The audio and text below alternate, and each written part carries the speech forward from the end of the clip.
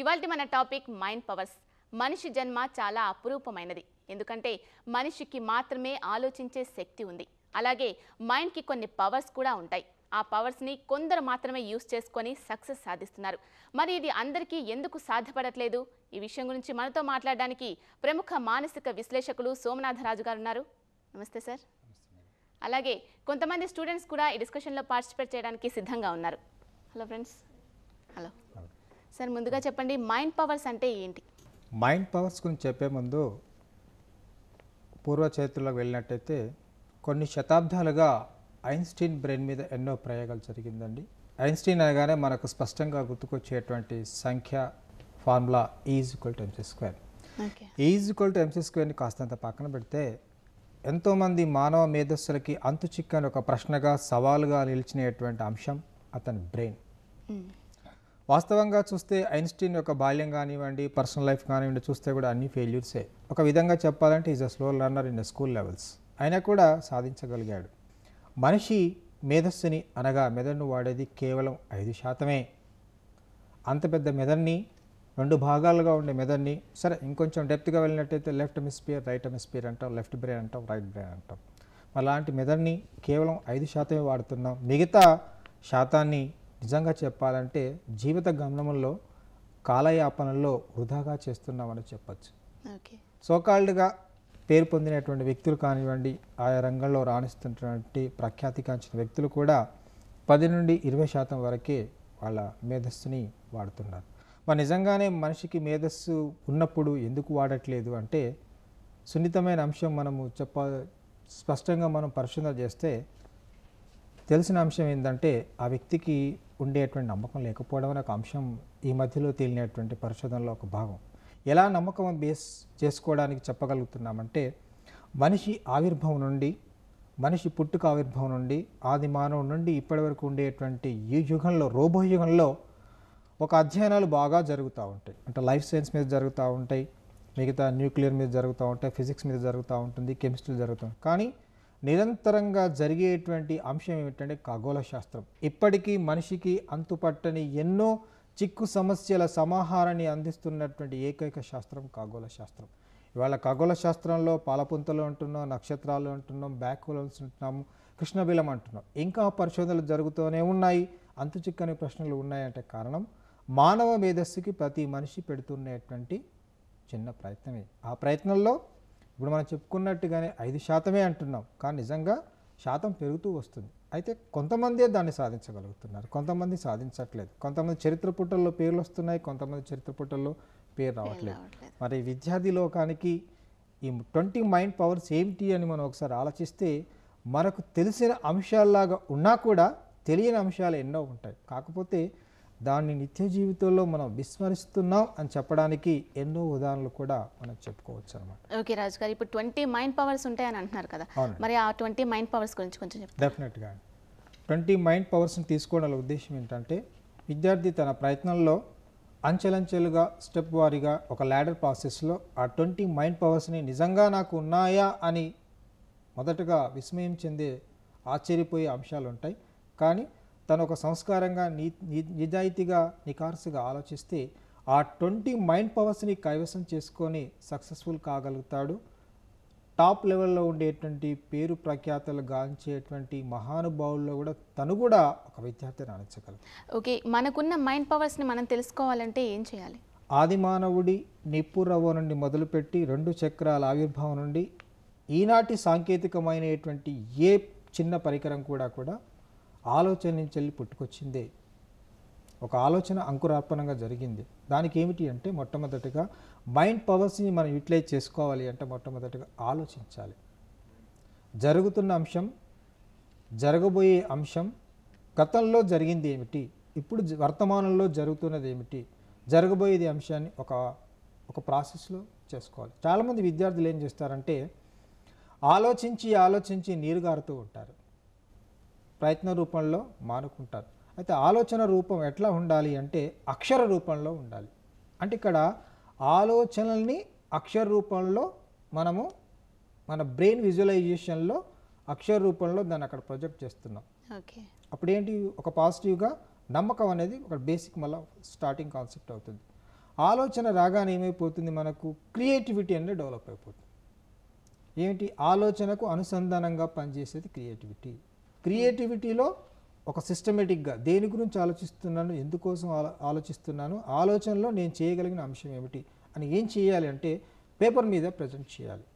Present చేసే విధానంలో చాలామంది విద్యార్థులు ఏం చేస్తుంటారంటే ఒక క్రనాలజికల్ ఆర్డర్లో మెయింటైన్ చేయాలన్నమాట. అనుకుంటారు కానీ పేపర్ మీద పెట్టారు. ఏ విద్యార్థి అయితే ఏ స్థాయి విద్యార్థిని పేపర్ మీద పెడతాడో వెంటనే అతనికి ఒక ఆలోచించల్లి పుట్టుకొచ్చేటువంటి ఒక క్రియేటివిటీ జనరేట్ అవుతుంది. జనరేట్ అయినప్పుడు నెక్స్ట్ ఇంకో కార్యక్రమం చేయడానికి, ఇంకో విషయం చేయడానికి ముందుకు వెళ్తూ ఉంటాడు అన్నమాట. ఓకే రాజు గారు, ఇప్పుడు మైండ్ పవర్స్ 20 ఉంటాయని అంటున్నారు. మరి ఈ 20 మైండ్ పవర్స్లో సక్సెస్ సాధించడానికి అన్నీ ఉపయోగపడతాయా, రైట్ లేక స్పెషల్గా కొన్ని ఇంపార్టెంట్గా ఉన్నాయి? మీకు చెప్పినట్టుగా మొదటిగా మనం ఆలోచన అన్నాం, క్రియేటివిటీ అన్నాం, అంటే మనం సెకండ్ స్టేజ్లో ఉన్నాం, సెకండ్ ల్యాడర్లో ఉన్నాం. ఇలా ఒక వరుస క్రమంలో ఒకదానికొకటి అనుసంధానంగా ఉంటుంది. ఉదాహరణగా ప్రణాళిక ఉంది, సింపుల్ లాంగ్వేజ్లో ప్లానింగ్. ప్లానింగ్కి భావ వ్యక్తీకరణకి మళ్ళీ కోయిన్సైడ్గా ఉంటుంది. ఎందుకంటే ప్లానింగ్ చేయడం ఒక ఎత్తు, దాని భావ వ్యక్తీకరణ చేయడం ఒక ఎత్తు. భావ వ్యక్తీకరణ చేసిన తర్వాత ఆ భావ వ్యక్తీకరణలో ఏదైనా మార్పు అప్పుడప్పుడే సంభవిస్తున్నప్పుడు ఆ మార్పు కూడా విద్యార్థి అప్పుడు ఆ మార్పుకు సహజ సిద్ధంగానే ఆ మార్పుకు యాక్సెప్ట్ చేసేటువంటి అంశంలో ఉండాలి. ఒకవేళ ప్లానింగ్ బాగా ఉన్నా, భావ వ్యక్తీకరణ బాగున్నా కూడా మార్పుకి తను రెడీ లేననుకోండి, సహజంగానే నెక్స్ట్ స్టెప్లో వెళ్ళాడు. అంటే ఇక్కడ 20 మైండ్ పవర్స్ చెప్పుకునేటువంటి ఈ లాజికల్ సిస్టంలో కొంతవరకే తను ఉపయోగించుకోవడానికి ఆస్కారం ఉంటుంది, మిగతా దాన్ని మనం వదిలిపెట్టేయాల్సిన ఆస్కారం ఉంటుంది. కాబట్టి ఒక సీక్వెన్స్ ప్రకారం ఒక ల్యాడర్ సిస్టంలో వెళ్ళినట్టయితే 20 మైండ్ పవర్స్ అనేది అద్భుతంగా ఒక మహాటానిక్ లాగా ప్రతి విద్యార్థికి పనిచేస్తుంది. ఇప్పుడు కొంతమంది విద్యార్థుల్లో చూసుకుంటే అతనికి జ్ఞాపక శక్తి బాగా ఉంది కాబట్టి మంచి మార్క్స్ వస్తున్నాయి అంటారు. కొంతమందికి మతిమరుపు ఉంటుంది అంటారు. పెద్దవాళ్ళలో చూసుకున్నా కానీ ఇప్పుడు స్టూడెంట్స్లో చూసుకున్నా కానీ మతిమరుపు ఉంటుంది, అందుకే సరిగ్గా రాయలేకపోతున్నాడు అంటుంటారు. అంటే నిజంగా జ్ఞాపక శక్తి ఎక్కువగా ఉండడం జరుగుతుందా, అలాగే మతిమరుపు అనేది కూడా ఉంటుందా? మీరు అడిగిన ప్రశ్నలోనే సమాధానం ఉంది, ప్రశ్న ఉందండి. ప్రపంచంలో ఏ వ్యక్తికి జ్ఞాపక శక్తి ఎక్కువగా ఉండదు, తక్కువగా ఉండదు. అసలు మతిమరుపు అనేది మనము క్రియేట్ చేసుకునేటువంటి సబ్ కాన్షియస్ మైండ్లో ఒక ఫ్రేమేనండి. అంటే మన మైండ్ పవర్స్ని యూజ్ చేసుకోవట్లేదు కాబట్టి అలా అనిపిస్తుంది. డెఫినెట్గా. ఎందుకు అంటే చిన్న ఉదాహరణ చెప్తామండి. చిన్నప్పుడు మనం కొన్ని నేర్చుకోవడానికి ప్రయత్నం చేస్తుంటాం. ఫర్ ఎగ్జాంపుల్ సైకిల్ తొక్కాలి, ఈత కొట్టాలి, లేదా ఇంకేదన్నా ఆట ఆడాలి. ఆ ప్రయత్నంలో ఏం చేస్తాం, మనం ఫస్ట్ అబ్జర్వ్ చేస్తాం. లర్నింగ్ ప్రాసెస్లో ఆ సైకిల్ పట్టుకోవడానికి ప్రయత్నం చేస్తాం, హ్యాండిల్ చేయడానికి ప్రయత్నం చేస్తాం. దెబ్బలు తగ్గినా కూడా మనం దాన్ని హ్యాండిల్ చేస్తాం. ఫస్ట్ ఈత అనగానే మనకు జనరేట్ అయ్యేది ఒక బావి, ఒక ప్రదేశం, వాటర్. సహజంగానే దునకగలుగుతామా లేదా అనిపిస్తుంది, కానీ ఏం చేస్తాం, అయినా దునుకుతాం, ప్రయత్నంగానే మునిగిపోతూ ఉంటుంది. దునిపోయినప్పుడు లర్నింగ్ ప్రాసెస్లో దునకడం ఒక ప్రక్రియ అయితే, దునికిన తర్వాత మునగడం అనేది రెండో ప్రక్రియలో ఎలా సేఫ్ కావాలనేది ఆలోచిస్తాం. అంటే ఇక్కడ జ్ఞాపక శక్తికి సంబంధించినటువంటి అంశాలు ఏం కాదు, లర్నింగ్ ప్రాసెస్లో మునిగిపోతున్నప్పుడు ప్రమాదం నుంచి కాపాడడానికి చేస్తున్న ఒక ప్రయత్నం. లర్నింగ్ ప్రాసెస్ అక్కడ జ్ఞాపక శక్తికి ఎలాంటి సంబంధం లేదు, దానికి ఎలాంటి టెక్నిక్ అవసరం లేదు. ఎలా హ్యాండిల్ చేసుకోవాలి, ఎలా కాపాడుకోవాలన్నప్పుడు ఇక్కడ జ్ఞాపక శక్తి తక్కువ ఉండడం కాదు. చాలామంది ఈ మధ్యలో మనం చూస్తూ ఉంటాం, పలానా మందు వాడితే మీకు జ్ఞాపకశక్తి పెరుగుతుంది, పలానా ఫుడ్ ఐటమ్ తింటే మీకు జ్ఞాపకశక్తి పెరుగుతుంది, లేదా పలానా ట్యాబ్లెట్ వేసుకుంటే. ఇదంతా ఒక నమ్మకమేనండి. ట్యాబ్లెట్ వేసుకున్నా లేదా ఫుడ్ డ్రింక్ తాగినా కూడా ఇదంతా ఒక సిస్టమ్ మీద ఇది పలానా అనేటువంటి కాన్సెప్ట్ బిలీఫ్ మీద ఉంటుంది. కానీ ఖచ్చితంగా ఈ ప్రపంచంలో ఖచ్చితంగా జ్ఞాపక శక్తికి పెంచడానికి టెక్నిక్స్ ఉన్నాయి, కానీ మందులు మాత్రం ఖచ్చితంగా శాస్త్రీయమైన లేదండి. కొంతవరకే ఉంటాయి, కానీ అది పూర్తిగా దాని మీదనే ఆధారపడకుండా మన ప్రయత్నం లోపం లేకుండా చేస్తే జ్ఞాపక శక్తి అనేది నిజంగా చెప్పాలి అంటే పుస్తక భాషలో కానీ సాధారణ భాషలో అసలు జ్ఞాపక శక్తి ఎవరి సొత్తు కాదండి, అందరి సొత్తు.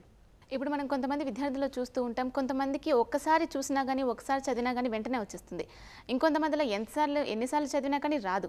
మరి ఇదెందుకంటారు, ఈ తేడా ఎందుకంటారు? ఎన్ని గంటలు చదివామన్నది ముఖ్యం కాదు, ఎంత దాన్ని మనము మననం చేసుకుంటూ చదివామనేది ముఖ్యం. ఇందులో ఒక సూత్రం ఉందండి, చూడడానికి వెరీ సింపుల్, కానీ ఎంత అద్భుతంగా పనిచేస్తుందంటే ఎల్కేజీ పిల్లవాడి నుంచి మొదలు పెడితే పిహెచ్డి స్టూడెంట్ కూడా ఉపయోగపడుతుందండి. అది beginning, ending, middle principle. Short ఫామ్లో BEM. Beginning is the starting letters of the line or any paragraph sentence. Ending అంటే లాస్ట్ లైన్, మిడిల్ అంటే మధ్యలో. విచిత్రం ఏంటంటే ఎగ్జామ్ కానివ్వండి, ప్రిపరేషన్ కానివ్వండి, మాటల రూపంలో కానివ్వండి, భావవ్యక్తి కానివ్వండి, చెప్పాలనుకున్న విషయం కానీ, రాయాలనుకున్న విషయం కానీ ఏదైనా కూడా మధ్యలో చెప్పగలుగుతాం, స్టార్టింగ్ చెప్పగలుగుతాం, లాస్ట్ గుర్తుంటుంది, మధ్యలో బ్లాంక్ అవుతుంది. మీరు ఎవరు ఉండేనండి అంటాం, పేరు గుర్తు రావట్లేదండి, ఎక్కడో చూశానంట. కానీ ఆయన పూర్తి పేరు లాస్ట్ ఎక్కడ ఉంటాడో చెప్పలేం, మధ్యలో బ్లాంక్ అయిపోతుంది. మీరు ఎక్కడో చెప్పగలుగుతారంట. ఇదంటే ఏంటి అంటే రిపీటెడ్గా ఇష్టంగా దాన్ని రీక్యాప్చులేషన్ చేసుకోవడము, జ్ఞాపకశక్తి అనుకోనండి, రీడింగ్ ప్రాసెస్ అనుకోనండి, ఇవన్నీ టెక్నిక్స్ అనమాట. అంటే బిగినింగ్ ఎంతైతే మనం చదవగలుగుతామో దాన్ని రీక్యాప్చులేషన్ రాయడం మీదనే సక్సెస్ ఆధారపడి ఉంటుందన్నమాట. ఓకే రాజు గారు, మనతో పాటు కొంతమంది స్టూడెంట్స్ ఉన్నారు, వాళ్ళ డౌట్స్ అడిగి తెలుసుకుందాం. మీరు అడగండి. Good morning sir, I'm Ramya Sudha from Hanamkonda. ఇవాళ నేను అడిగే క్వశ్చన్, మైండ్ పవర్ టెక్నిక్స్ మార్పు చెందే విద్యార్థి ఎలా ఉండాలి? సక్సెస్ కానివ్వండి, ఏదైనా కానివ్వండి, అది మెమరీ బేస్డ్ ఉన్నా లేకపోయినా కూడా చేయగలుగుతున్నాము, చేయట్లేదు అంటే అక్కడ ఫస్ట్ మనం ఏ ఫ్రేమ్లో ఉన్నాము, ఆ ఫ్రేమ్లో నీ గతంలో ఉన్న అనుభవాలు ఏమిటి, ఆ అనుభవాల్లో నీ గతంలో ఉన్న అనుభవాలకి ఇప్పుడున్న అనుభవాలకి కోయిన్సైడ్ ఎక్కడ ఉన్నాయి. అప్పుడు అద్భుతంగా ఏ టెక్నిక్ అయినా, ఏ ప్రొసీజర్ అయినా, ఏ మైండ్ పవర్స్ అయినా కూడా మనం అవలంబించే టెక్నిక్స్లో, మనం అవలంబించే అలవాట్లు, పద్ధతిలోనే ఆ మైండ్ పవర్ సిస్టమ్ని మనం వాడుకోవచ్చు అనమాట. ఓకే రాజు గారు, ఇప్పుడు చిన్నపిల్లలప్పుడు మనకి ఏది చెప్పినా కానీ, ఏది విన్నా కానీ బాగా గుర్తుంటుంది. చిన్నప్పుడు విషయాలు కూడా ఇప్పటికీ మనకు గుర్తు వస్తూనే ఉంటాయి. మరి పెద్దవాళ్ళు అవుతున్న కొద్దీ అది జరగదు, తక్కువగా జరుగుతుంది, కొంతమందిలో అసలు జరగదు. మరి ఈ డిఫరెన్స్ని ఎలా ఎక్స్ప్లెయిన్ చేస్తారు? నిత్య జీవితంలో చిన్నప్పుడు బాగా చెప్పగలుగుతాము, పద్యపఠనం అద్భుతంగా చెప్పగలుగుతారు, ఎంతటి శ్లోకాలైనా వేద పఠనైనా అవలీలగా చెప్పగలుగుతారు. ఏది ఫర్ ఎగ్జాంపుల్ వేద పాఠశాల తీసుకోండి, మనకంటే స్థాయిలో చిన్నవాడు, చిన్న అక్షరాభ్యాసం ఉన్న విద్యార్థి కూడా అద్భుతంగా అలవోకగా చెప్పగలుగుతాడు. అక్కడ ఏమిటి అంటే వాళ్ళకు ఉండేటువంటి ఒకటే మైండ్ ప్రొజెక్షన్, ఇది నేర్చుకోవాలని ఒక ఫస్ట్ మొట్టమొదటిగా ఇంట్రెస్ట్, దాన్ని రిపీటెడ్గా వాళ్ళు మననం చేసుకోవడం. వాళ్ళకి వేరే వ్యాపకాలు కానీ వేరే ఆలోచనలు అంటూ ఉండవు, ఒకటే లక్ష్యం, దాన్ని నేను వినాలి, చదవాలి, మళ్ళీ రాయాలి, మళ్ళీ మననం చేసుకోవాలి. అదే రీక్యాప్చులేషన్లో ఉంటారు కాబట్టి చిన్నవాళ్ళకి పెద్దవాళ్ళకి ఒక సున్నితమైన తేడా అనేది మనం గమనిస్తూ ఉంటాం. నిజంగా చెప్పాలంటే మరుపు అనేది కాదండి, మన హ్యాబిచువల్ ప్రాసెస్లో ఉండేటువంటి సిస్టంలో వచ్చే తేడా కానీ, బ్రెయిన్లో ఉండేటువంటి డిఫ్రాక్షన్ కానీ లేకపోతే వేరియేషన్ కాదు, మనం అనుకోవడంలోనే మర్చిపోవడం అనేది ఉంటుంది. రిపీటెడ్గా మర్చిపోతున్నాను అన్నప్పుడే మనకు ఆ థాట్ ప్రాసెస్ నెగిటివ్ ఫ్రేమ్ అవుతుంది. కానీ నిజంగా ఈ ప్రపంచంలో ఏ వ్యక్తి మరుపు అనేది ఉండదండి. ఫర్ ఎగ్జాంపుల్, ఒక అమ్మాయి అబ్బాయి సెల్ ఫోన్ నెంబర్ మనం ఈజీగా గుర్తుపెట్టుకోగలుగుతాం, ఒక అందమైన వస్తువుని లేకపోతే మనకి ఇష్టమైన ఆబ్జెక్ట్ రిపీటెడ్గా మనం గుర్తుపెట్టుకోగలుగుతాం, అలవోకగా చెప్పగలుగుతాం. ఏమిటి అంటే దాని మీద ఉండేటువంటి ఒక ఇంట్రెస్టే. అంటే రిపీటెడ్గా విజువలైజేషన్ ఏదైతే మనం చేసుకుంటామో ఆ విజువలైజేషన్ రిపీటెడ్గా క్యాప్చర్ చేసిన దాన్ని అలవోకగా ఎప్పుడైనా ఏ వయసు వాళ్ళైనా చెప్పగలుగుతాం. కాకపోతే ఏంటంటే మనకు చూసే యాంగిల్లో చిన్నపిల్లవాడు బాగా చెప్తున్నాడు, పెద్దవాళ్ళు చెప్పట్లేదు అనిపిస్తుంది, కానీ పర్ఫార్మెన్స్లో మాత్రం సేమేనండి. But it's depend upon only the simple practice. ఇప్పుడు మీరు చెప్పారు అటువంటి మైండ్ పవర్ టెక్నిక్స్, అవి మనం ఎలా ఉపయోగించుకోవాలి? మీరు విద్యార్థి ఉపయోగించుకోవడం కంటే ముందు అసలు మీకేం కావాలనేది మీరు విశ్లేషణ చేసుకోండి. ఇప్పుడు ఇంతమందికి ఈ విద్యార్థి అడిగిన దానికి మీకు కొంత కోయిన్సైడ్లో తేడా అనిపించినా కూడా అసలు what you need, what are the resources you need, ఆ రిసోర్స్లో మీకున్న రిసోర్సెస్ ఏమిటి, అవుట్ రిసోర్సింగ్ వచ్చేటువంటి అంశాలు ఏమిటి. ఫర్ ఎగ్జాంపుల్, స్టడీ అవర్స్ ఉన్నాయి, మీకు కన్వీనియంట్గా ఉందా లేదా, మీ ఎన్విరాన్మెంట్ కన్వీనియంట్గా ఉందా లేదా, ఇంకా చెప్పాలి అంటే కొంచెం సున్నితంగా ఆలోచిస్తే మీ మూడ్ స్ట్రింగ్స్ ఎలా ఉన్నాయి. విద్యార్థులు చాలామంది వచ్చిన పొరపాటు చేస్తూ ఉంటారు, నేను ఓవర్ నైట్ చదువుతానండి బట్ ఐ కెన్ రైట్ అంటారు. But it is a damn failure system of the people, because దానికి ఒక టైం అనేది ఉంటుంది. బ్రెయిన్కి కూడా కంప్యూటర్ ఏ విధంగా అయితే కొన్ని ఫైల్స్ని యాక్సెప్ట్ చేసి దాని తర్వాత మొరాయిస్తుందో బ్రెయిన్ కూడా అంతే.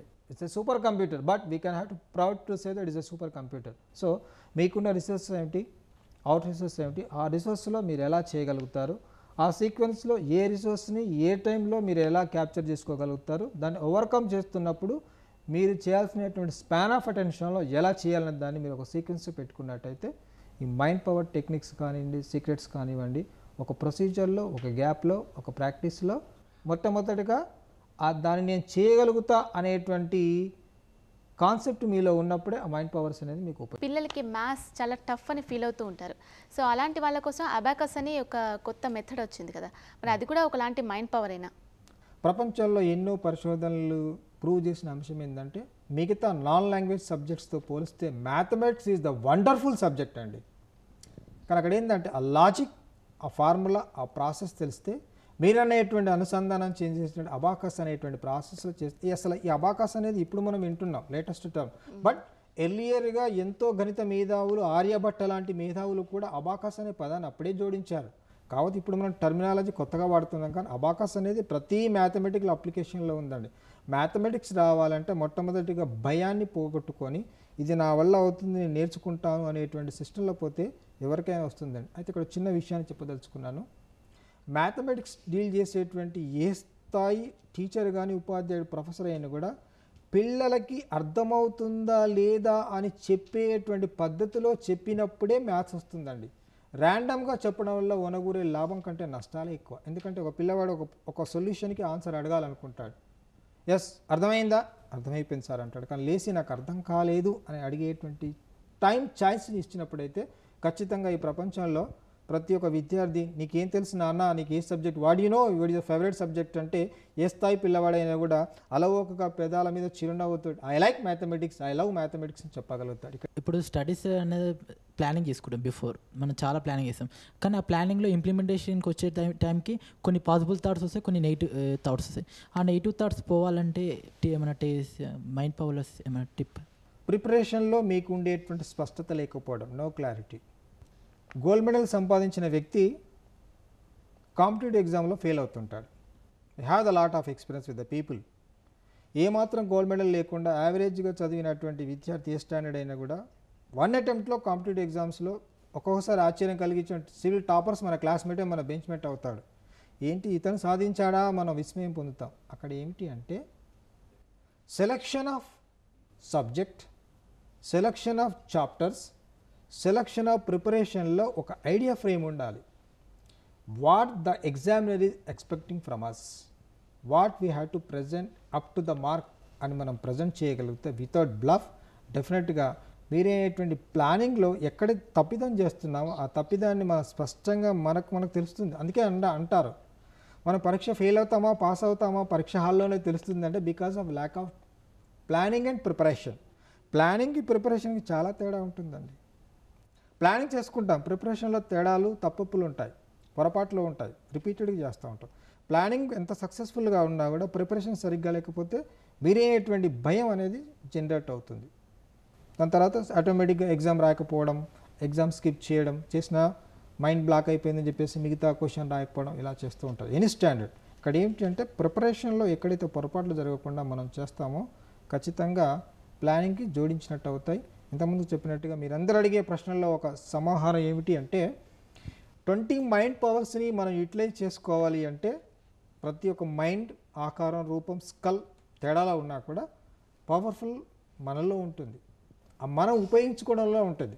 చూడండి, నేను రీసెంట్గా మనం ఒక ఆర్టికల్ ఎక్కడో చదివాం. చిన్న అమ్మాయి చెన్నైలో యానిమేషన్ CEO కాగలిగింది. It's a wonderful miracle. I felt jealous as a psychologist. సహజంగానే మాకు అన్ని తెలుసు అనేటువంటి ఈగోలో ఉంటాం, అది సహజమే కావచ్చు, బట్ మే నాట్ బి. ఒక చిన్న అమ్మాయి ఒక యాడ్ కంపెనీకి, యానిమేషన్ కంపెనీకి ఒక CEO కాగలిగింది అంటే అక్కడ ఏమిటి? ఇంట్రెస్ట్, సృజనాత్మకత, లైఫ్ పట్ల గోల్, ప్లానింగ్, ప్రిపరేషన్, ప్రజెంటేషన్ ఎప్పుడైతే స్పష్టంగా క్లారిటీ ఉంటుందో ఖచ్చితంగా మ్యాథ్స్ అయినవ్వండి, మేడం గారు అడిగినట్టు అబాకస్ అనుకోనండి, మైండ్ పవర్స్ అనుకోండి, అద్భుతమైనటువంటి అఖండమైనటువంటి ఆవిష్కరణ చేయగలుగుతాం. ప్రతి వ్యక్తిలో ఒక జనరేటింగ్ క్రియేటివిటీ ఉంటుంది. ఆ క్రియేటివిటీ మనం కనుక్కోగలిగితే అద్భుతమైన ఆవిష్కరణలు చేయగలుగుతాం. ఆహా అనిపించుకొని, శబాష్ అనిపించుకునే సందర్భాలు చాలా ఉంటాయి. కాకపోతే ఏంటంటే ప్రయత్న లోపం అనేది ఎప్పుడూ ఉండకుండా నిరంతరం శ్రమిస్తూ ఉండాలి. శ్రమ అనగానే జనరల్గా మనకు జనరేటివ్ అంశం ఏంటంటే కష్టం. అసలు కష్టం అనేది ప్రపంచంలో ఏది ఉండదండి, మనం అనుకున్న దాన్ని బట్టి ఉంటుంది. కాబట్టి కష్టం అనుకోకుండా ఇష్టం అనే దాన్ని జోడిస్తే క్రియేటివిటీకి మనం ఆజ్యం పోసిన వాళ్ళు అవుతాం. ఓకే రాజు గారు, చివరిగా మా విద్యార్థుల కోసం ఈ 20 మైండ్ పవర్స్ని ఏ విధంగా యూజ్ చేసుకుంటే సక్సెస్ సాధించగలుగుతారు అన్న దాని గురించి చెప్తారా? 20 అనేది ఒక సంఖ్య కాదండి, కొలమానకంగా నేను వివరించేటువంటి అంశం. 20 కావచ్చు, 40 కావచ్చు అండి. జీవితంలో సాధించాలని కూడా దాన్ని ఇంకా సంఖ్య పెంచుకోవచ్చు. 20 అనే సందర్భం ఎందుకు ఇచ్చానంటే it's a random figure, a beautiful figure. 20 అంటే ఈజీగా గుర్తుండేటువంటి అంశం. ఆ 20 ఉద్దేశంలో ఏంటి అంటే ఒక పాజిటివ్గా ఉపయోగపడేటువంటి అంకె తీసుకోవడం జరిగింది.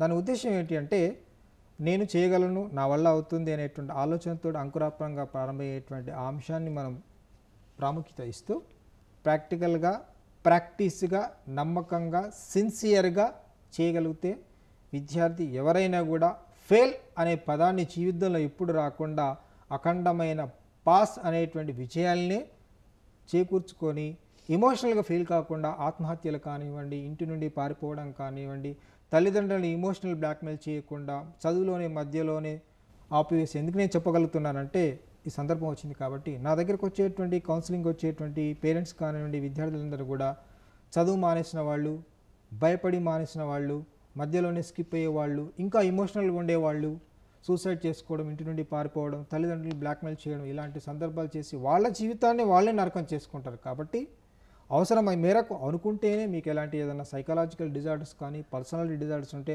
అవసరం అయితేనే ఒక సైకాలజిస్ట్ని కానీ ఒక కౌన్సిలర్ కానీ అవసరం మేరకే సంప్రదిస్తే బాగుంటుంది. అంతకంటే ముఖ్యంగా మనలోనే ఒక పాజిటివ్ మైండ్ సెట్ ఉంటుంది కాబట్టి మనమే ఒక మంచి కౌన్సిలర్ కాబట్టి మంచి ఆలోచనలతోటి ప్రాక్టికల్గా అన్నిటికంటే సిన్సియర్గా చేస్తే ఈ ప్రపంచంలో మైండ్ పవర్స్ మనమే సొంతం చేసుకున్న వాళ్ళు అవుతాం, మనమే విజయం సాధించిన వాళ్ళం అవుతాం. ఓకే, థ్యాంక్ యూ అండి రాజు గారు. ఒక మంచి టాపిక్ గురించి మాకు ఎక్స్ప్లెయిన్ చేసినందుకు థ్యాంక్ యూ వెరీ మచ్. అలాగే మీకు కూడా thank you very much students డిస్కషన్లో పార్టిసిపేట్ చేసినందుకు. సో చూసారుగా, రాజుగారు ఇచ్చిన సూచనలు పాటించండి. మైండ్ పవర్స్ అనేవి ఎవరికో ఒక్కరికి మాత్రమే సొంతం కాదు, ప్రతి ఒక్కరికి మైండ్ పవర్స్ ఉంటాయి. అవి పాజిటివ్ కావచ్చు, నెగిటివ్ కావచ్చు. కాకపోతే పాజిటివ్ మైండ్ పవర్స్ని ఇంప్రూవ్ చేసుకొని అవి సక్సెస్ సాధించడానికి ఏ విధంగా ఉపయోగపడతాయో మీకు మీరే తెలుసుకుంటారని ఆశిస్తున్నాం. ఇది ఇవాల్టి కపిల్ చిట్స్ డే హో సక్సెస్ మంత్ర. నమస్తే.